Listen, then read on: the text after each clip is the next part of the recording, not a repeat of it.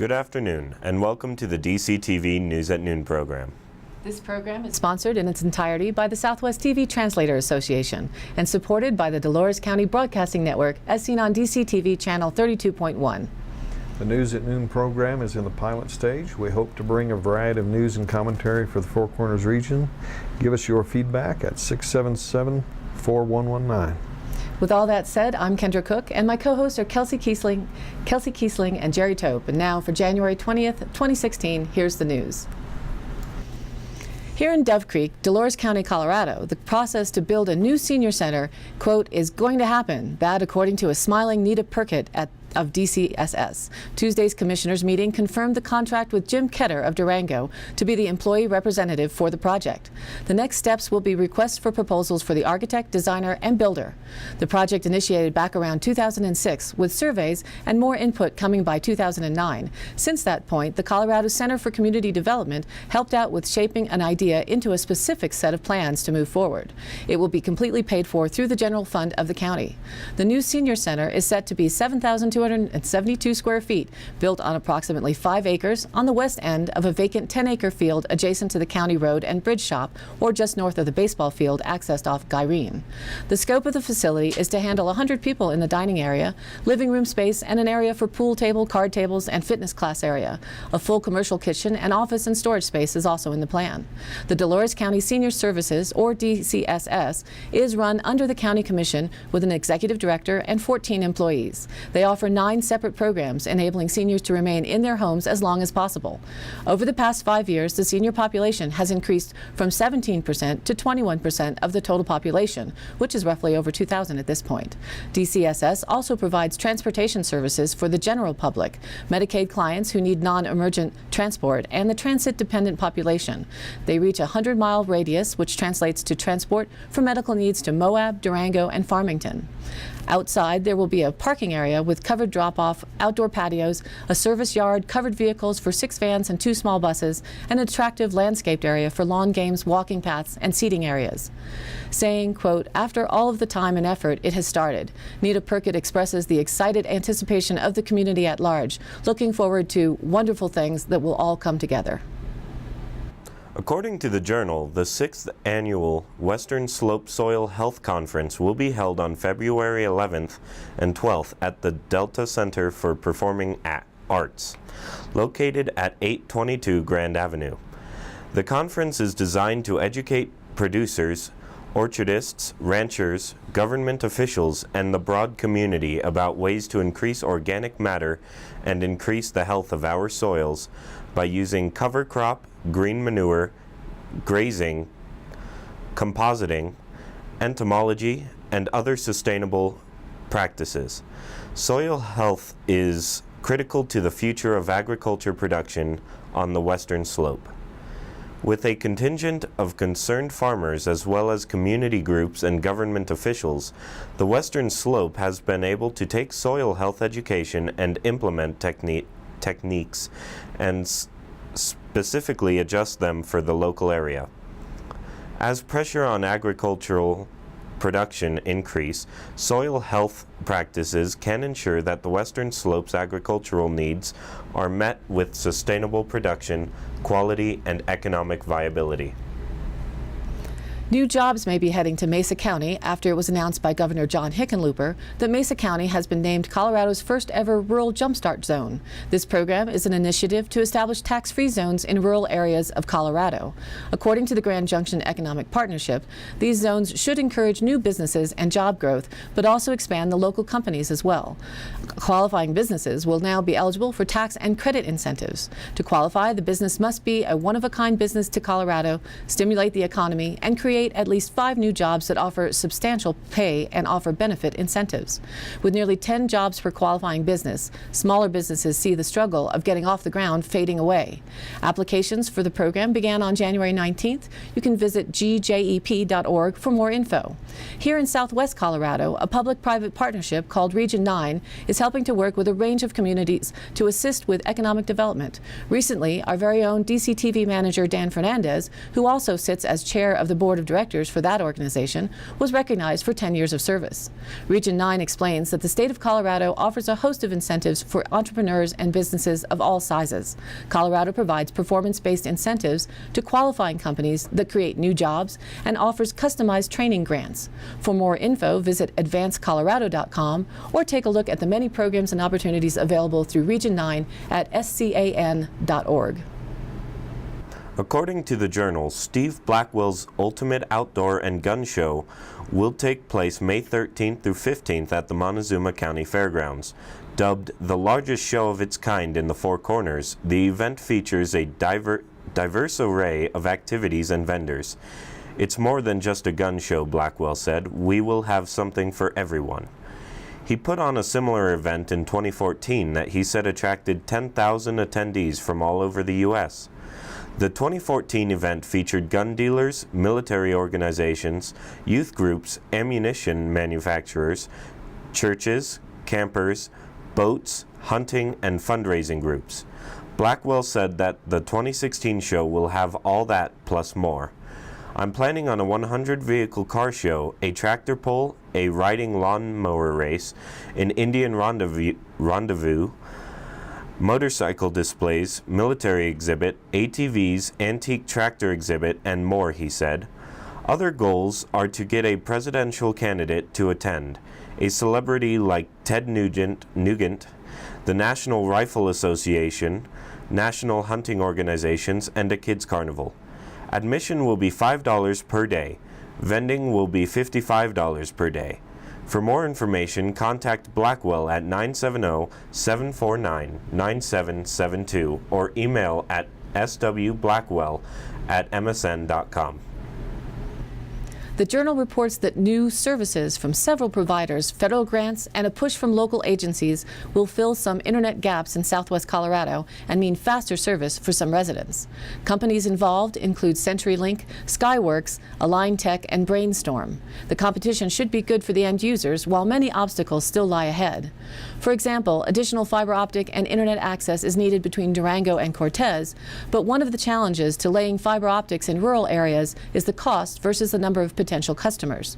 The solution, or a solution, is to use a combination of fiber optics and microwave links, such as the network Skyworks built across the region. The company is planning a new tower that will expand service west to Hesperus, Mancos, and Cortez by the end of 2016. These microwave links allow Align Tech, a company that partners with Skyworks, to offer fixed wireless to residents, fixed wireless being far less expensive. It is also more reliable than satellite internet, serving some rural customers, which is susceptible to weather and comes with a data cap. Grants are another solution to bring internet to rural customers. Those walking in Durango along Main Avenue from 5th Street to 8th Street should notice free wireless from Skyworks by the end of this week. And back in 2008, over in Monticello, Utah, wireless broadband internet was brought in by Royce Electronics of Moab with a microwave system enabling broadband internet across into Grand and San Juan counties. The digital signals come from across to the World Wide Web provided by Beehive Telephone's Gigabyte pipeline from Salt Lake City. It connects to Beehive's facilities 70 miles west in Garfield County via Royce's relay station on the Abajo Peak. That system is wireless to homes. A small box is mounted on the house and points to a wireless access point in the city. The company service is River Canyon Wireless, but its reach is a little short of coming over to Gov Creek. According to the Journal, Fort Lewis College is planning its own version of Shark Tank, the TV show that gives entrepreneurs a chance to win investment in their startup. While this is not the college's first business plan competition, for the first time as part of the Hawk Tank business plan competition, the college is welcoming non-students to team up with Fort Lewis students and alumni. During January, February, and March, workshops with business experts will be offered for participants. In addition, a mentor from the Durango business community will be paired with the teams who would like guidance.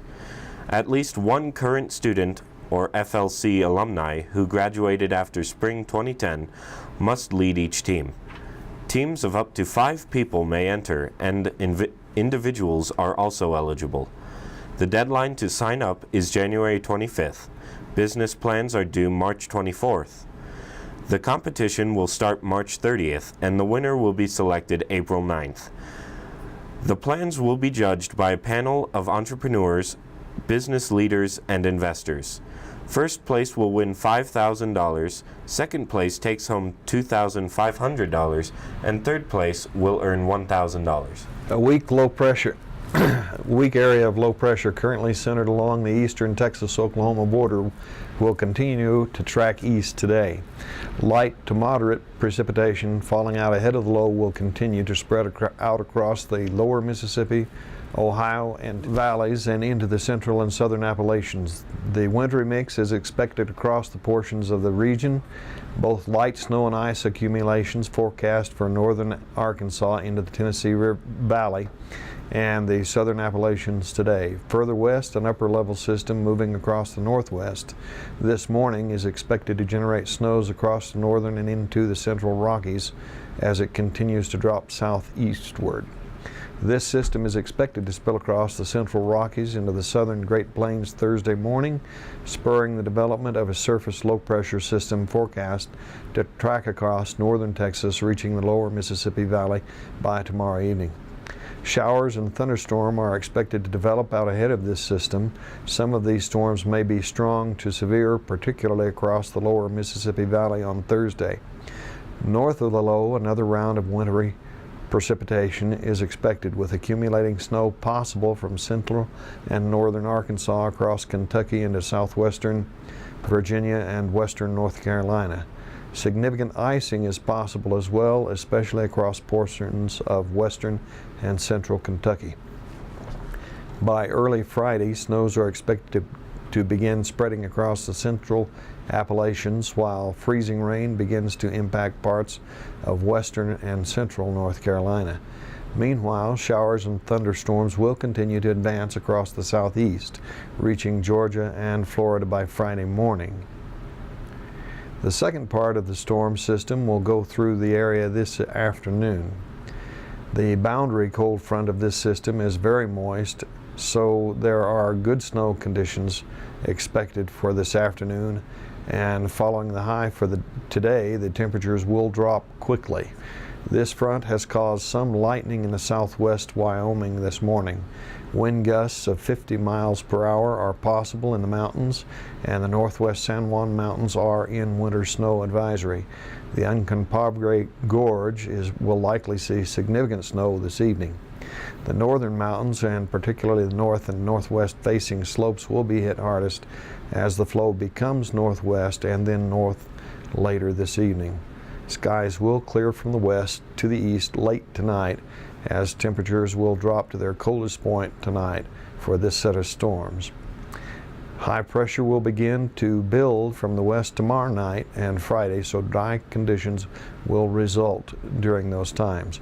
Snow-covered valleys and inversions in them will keep the nights cold, and provided the snow doesn't melt too much as it falls, these temperatures at night may preserve a lot of the white stuff. By Saturday, a west-southwest flow will be developing over our region ahead of another Pacific wave moving onshore, and will move inland our direction quickly and bring more snow with it. Sunday is our heaviest expected snow, and another cold air system close behind that one. Last week's CO2 average was 403.48 parts per million. Week before last, 402.10 parts per million. 1 year ago, 400.10 parts per million, and 10 years ago in 2006, 381.22 parts per million. High temperatures are expected to be mid to upper 30s during the days, but be relatively short in duration, with teen to low 20 temperatures through Saturday, and the short-lived high pressure front giving the warmest nights Saturday and Sunday night. Tomorrow, Thursday, will be the least cloudy, with Saturday the most cloudy. According to the Journal, Nancy Haines' fiber artwork will be on display at the Artisans of Mancus window display through January. Born in Buffalo, New York, Haines headed to California, where she owned a picture framing business for 32 years. In her spare time, she kept making macrame and handmade ceramic beads, then moved to Northern California, where she acquired a vineyard and learned to make wine. After acquiring sheep to solve a lawn mowing problem, she found that they made good pets and wool, and her yarn business was born. In 2010, Haines moved with her sheep to Colorado, bought a spinning wheel, and has been spinning ever since. She weaves, knits, and crochets with their wool, creating fiber art that includes an array of felting and fleece articles. Her wool is naturally antibacterial, she says, and is resistant to wrinkles, water, fire, dirt, and fading. The U.S. Fish and Wildlife Service listed the Gunnison sage grouse as threatened under the Endangered Species Act last year. One of the ways citizens are helping out with the potential habitat for the potential nesting of the bird is through land conservation practices. One recent example of such commitment is Richard Marsh, who bought property north of Dove Creek, Colorado back in the 1990s. He's participating in conservation easements with the Montezuma Land Conservancy. He recently closed on a 1,300-acre conservation easement within occupied habitat for the Gunnison sage grouse. The land is also preserved as a working cattle operation, has a reserved building site for a home, and is leased to a hunting outfitter. Marsh partnered with Colorado Parks and Wildlife and received compensation as part of the conservation easement agreement. The easements are leased for cattle grazing to a local rancher who understands rangeland practices that preserve the habitat long term. Under the easement, the livestock numbers cannot exceed 178 cow-calf pair. The property borders BLM land and is adjacent to 2 existing conservation easements, one of which was also put in place by Marsh. The combined private properties protects a 2,700-acre block of agricultural land the BLM has proposed to be Gunnison sage grouse habitat. According to John Leibowitz, executive director of the Montezuma Land Conservancy, as reported by the Journal, quote, "The Marsh easement is similar to others in the Dove Creek area. It strikes a balance between conserving important habitat for the Gunnison sage grouse and honoring the agricultural heritage of western Dolores County." Since 2012, MLC has protected nearly 5,000 acres of Gunnison sage grouse habitat in the Dove Creek area. According to the Journal, on January 12th, the U.S. Fish and Wildlife Service announced that it will evaluate 3 rare insects for protection under the Endangered Species Act: the Great Basin silver spot butterfly, narrowfoot diving beetle, and Scott rifle beetle. This decision results from 3 petitions submitted by Wild Earth Guardians in 2013. Fish and Wildlife now has 12 months to study the species and decide whether to propose protections as threatened or endangered for each imperiled insect. The declines of these small insects are caused by serious threats like disappearing aquifers and streams. Those problems need to be addressed for the sake of plants, animals, and people, said Taylor Jones, endangered species advocate for Wild Earth Guardians.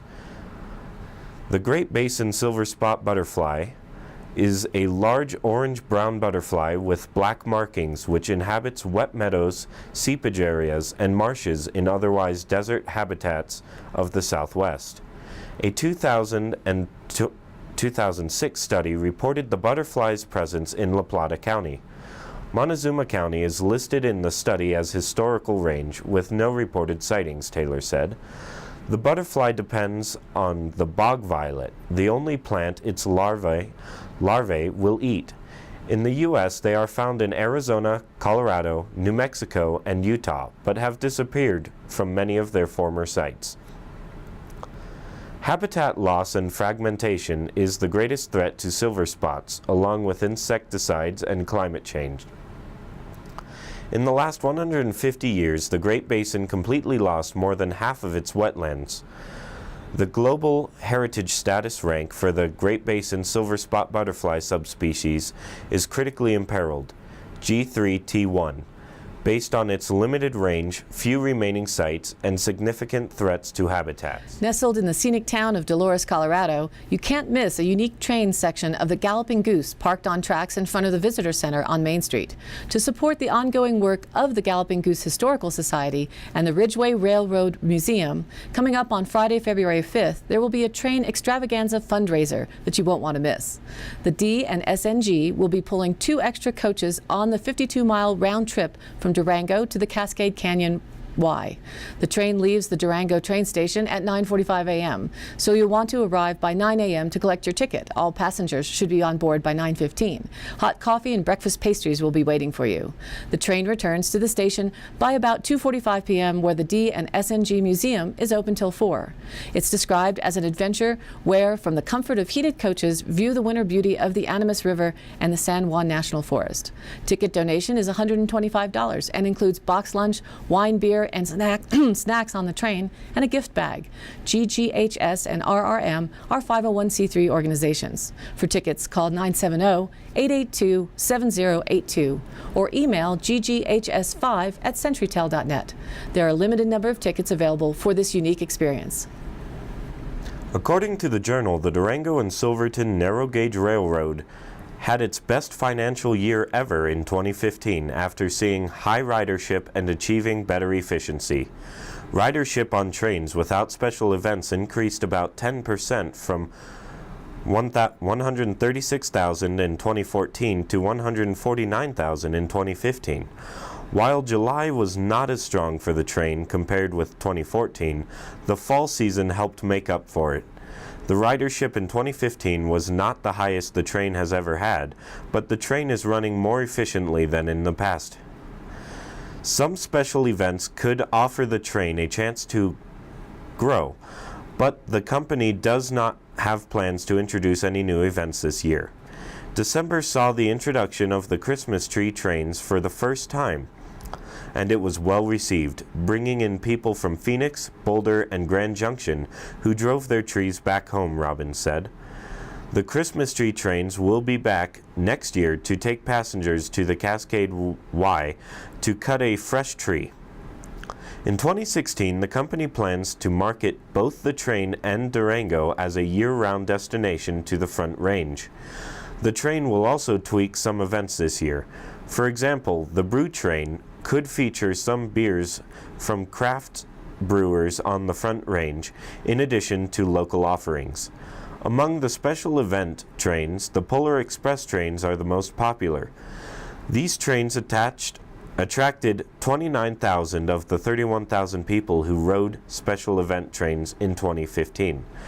But there is somewhat limited opportunity to expand this train because the company wants to keep these trains as a nighttime event. In area happenings, in Blanding, Utah, Friday, January 22nd, BYU's top female a cappella ensemble will be performing at the San Juan High School starting at 7 p.m. Tickets are $10 for adults and $5 for children. They'll be singing a range of genres from rock, pop, country and jazz to R&B and religious music. And coming up soon, the Jordan World Circus 2016 will be coming to the Montezuma County Fairgrounds on Monday, February 8th, 2016, with 2 shows, one at 4:30 and 7:30. Early bird discount tickets are available if you visit eventbrite.com, that's BRITE, and search for the Jordan World Circus. They encourage all to come see death-defying aerial acts, animal attractions, including tigers and elephants. Kids will have the opportunity to ride and pet different types of animals. That's it for today's show. Stay tuned for an interview with Gus Westerman, the County Extension Director, happening in just a few minutes. Again, thanks for tuning in. This program is aired live at noon and rebroadcasted at 2:30 and 8 p.m. on Channel 32.1 Dolores County, on Channel 30.4 in Montezuma County, and their cable Channel 5. You can also rewatch the broadcast on YouTube at the DCTV News at Noon channel. Be sure to contact us with your suggestions. dcbnnews@gmail.com is our email address. All feedback is welcome. For Kendra Cook, Jerry Tope, and all those who are working to bring you DCTV and the News at Noon program from Dove Creek, USA, I'm Kelsey Kiesling. See you next time.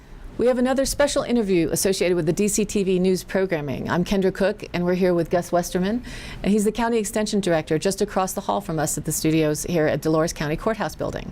Welcome, and thanks for stopping in. Well, thank you very much for having me, Kendra. It's a pleasure to be here. Well, I'm glad to have you, and can you tell us a little bit about what your position is and what's involved? Oh, yes. I work for Colorado State University. I'm based here in Dolores County, right out of the courthouse. The main mission of Extension is we work with communities across the state to address issues that are facing all of us, and also we're here to close the gap in between Colorado State University and the communities of Colorado to bring the information that gathered by the university research, bringing that information to the communities where it can actually be of benefit to the people. That's great. Well, so you had mentioned that the main emphasis covers agriculture, community development, and 4-H program. Can you tell us what kind of projects you've been involved with that? Yes, absolutely. Agriculture, of course, is it's an ongoing thing. We work with our local farmers to make sure that any issues that they have are addressed through university research. We provide research-based information to them to help optimize their operations. We also provide workshops. We bring in speakers. So we provide a lot of resources to our agricultural communities. Do whatever we can to support them and to help them optimize their operations. As far as community development, I serve on a lot of different community organizations. I'm currently serving as chairperson for the Dolores County Development Corporation, which has been a very rewarding experience. We have the Weber Business Park that's an opportunity for small businesses to operate out of that business park. We're very proud of that. Also, we do have a microloan program to assist small businesses. And then the 4-H aspect, we have many different activities available through the more traditional 4-H club. These things include cooking, scrapbooking. We do have a goat project this year. We have a horse project and also a robotics project, so it's very diverse. Also, we do K-12 enrichment with the Dolores County School District. With 4-H as well. We do a lot of different things. We host a summer STEM camp, which is 2 days doing STEM activities with 3rd through 6th graders. So that's a very, very good project. So could you tell us maybe what last year might have been one of the most interesting or rewarding of these projects that you were involved in? Of these projects, I have to say our 4-H robotics camp that we hold every summer is always a very rewarding experience. We bring in, last year we had 26 kids, 3rd through 6th grade. It's just an incredible thing to see them engage with the scientific method, exploring these the topics of robotics. There's a lot of how should I say it? You get to watch them go through trial and error, use the scientific method to be able to reach an end goal, and just to see that happen is just it's fascinating, and it's such a great thing to be a part of. That's a great opportunity here. One of the other things that you're involved with is the fruit tree program. I know I've visited down there. Can you tell those who might not know what it is, how the project works, and what might be involved this year with the fruit trees? Yes, it's the High Altitude Fruit Tree Project, which is located at the Southwestern Colorado Experiment Station in Yellow Jacket, Colorado. It's an orchard that was planted in 1991 by Dan Fernandez, and it's still going strong today. Whenever in the late 80s, when the Dolores project came in and McPhee Reservoir was built, anybody who is on the canal has the opportunity to get a municipal and industrial water tap, which is about an acre-foot of water every year. So this project demonstrates what can be done with that acre-foot of water. It is the highest demonstration orchard in the world, and so that's a pretty interesting fact about it. Also, we are researching different varieties, looking how they perform, looking how the different fruit stores. We also have a grass plot demonstration, different perennial grasses that are there. Also an irrigation demonstration, different types of drip irrigation. And it's a great resource to anybody who's looking to plant an orchard. I do have some clientele that I work with very closely that use our orchard as a demonstration. We have some boots on the ground. We know exactly what works, what doesn't, and why it works or why it doesn't. And so it's really an excellent resource. We hold an annual pruning workshop first Thursday of March. This year it'll be March 3rd. And also we hold an annual U-Pick every fall whenever the fruit's ready, and everybody, we usually have a great turnout. We usually have around 500 to 600 people come through the experiment station and pick apples. So it's really an excellent day. And I've heard that Oma's tree has the best tasting apples on them. We're not quite sure why that is, other than it's Oma's tree. Yes, Oma's tree has the best tasting apples, and Got to get there early. you got to get there early. That's right, absolutely. Well, so that's some of the workshops. Are there some other workshops in different in the different departments than just the orchard, or? Yes, absolutely. There's a lot of workshops that I'm involved with, and I collaborate a lot on these.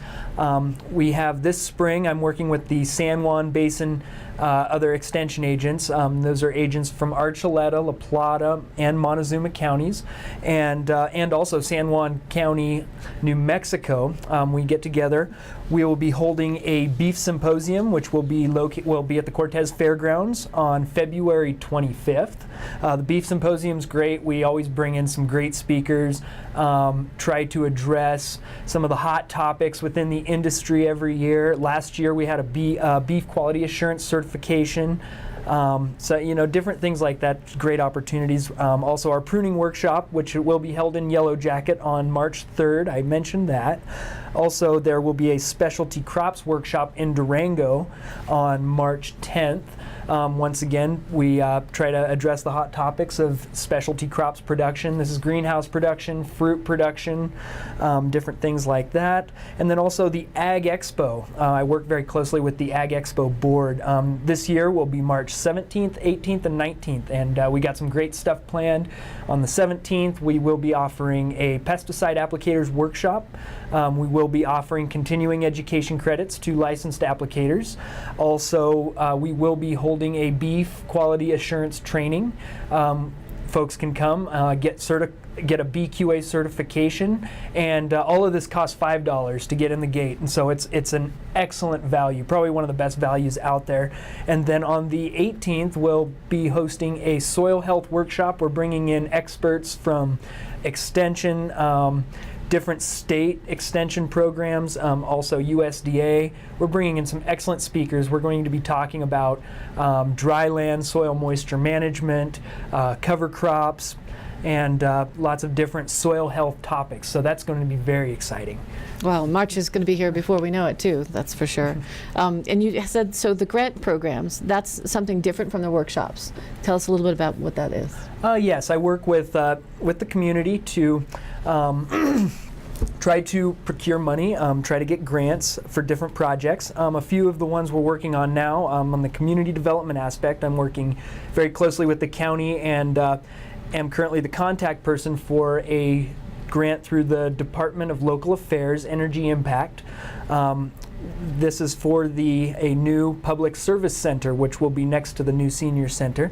That will include a road and bridge shop, also the GIS and addressing office, and also the emergency management office, and a public meeting space, all of which are very needed in our community. So we're very excited to be working on that project. That's an ongoing project. Also, I'm involved with the cover cropping, dryland cover cropping experiment, which is through the Southwestern Colorado Research Center. Abdel Barada is the principal investigator on that project, and we are looking to optimize our dryland agriculture through utilizing cover crops to increase our organic matter. We had our first round of data. We have one summer of data now. This is going on for the next 2 years, so hopefully by the end of it we'll be able to it'll bring forth some impacts that cover cropping will have on our dryland soils here. And it'll be very interesting to see what we find out, because this work has not been done in this region. Wow. So getting to know more about all these different projects that you're involved with, how can people follow up on it to find out how things are going, or get in touch with you? There's a website, and or down here at the office. What's the best way to get in touch with you? Yes, absolutely. Probably the best way to get in touch with us, just give us a phone call. We're always here in the office. We're always willing to work with anybody and to help anybody in need. Our phone number is 970-677-2283. Give us a call anytime. Also, I can be reached over email. My email address is pretty easy. It's gus.westerman, Westerman, @colostate.org. And also the CSU Extension website. If you go to that website, there's a link there that says County Offices, and just click that and go to Dolores County, and you can find us, or just come into the office here in the basement of the courthouse and come and see us. Great. Well, we really appreciate you being here and sharing with us, and we hope to follow up on some of these stories as we go through the year in 2016. Thank you again for coming, Gus, and thank you, viewers, for tuning in. Absolutely. The News at Noon program will be bringing you more of these local and regional interviews each week, but that's it for now. Thank you.